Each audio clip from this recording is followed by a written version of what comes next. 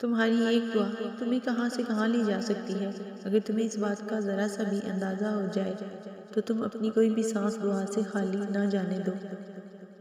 دعائیں کبھی بھی رد نہیں کی جاتی، بس دعاؤں کی قبولیت کا وقت مختلف ہوتا ہے، تو تمہیں صبر کرنا ہے اس وقت کے آنے تک، اور یقین رکھنا ہے کہ جو بھی آئے گا تمہارے حق میں بہترین ہو کر آئے گا۔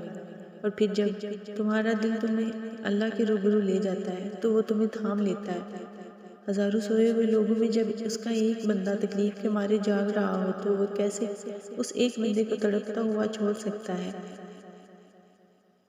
جو اپنی نیند قربان کر کے اس سے کچھ طلب کرنے آئے؟ اللہ کیسے پھر اسے خالی ہاتھ جانے دے سکتا ہے؟ دعا مانگتے ہوئے قبول ہونے یا نہ ہونے کا شک دل میں نہیں رکھتے کہ پتہ نہیں یہ دعا قبول ہوگی بھی یا نہیں، پتہ نہیں یہ چیز ہمیں ملے گی بھی یا نہیں، پتہ نہیں یہ کام ممکن ہو سکے گا یا نہیں۔ یہ سارے خدشات تو تمہاری ذات کے ہیں، اللہ کی ذات تو اس سے کہیں زیادہ وسیع ہے۔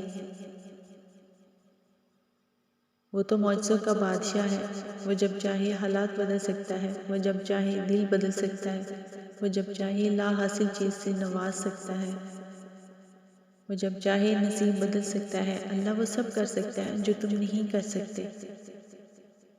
تو جس کی ذات لامحدود ہے اس سے محدود دعائیں کیسی؟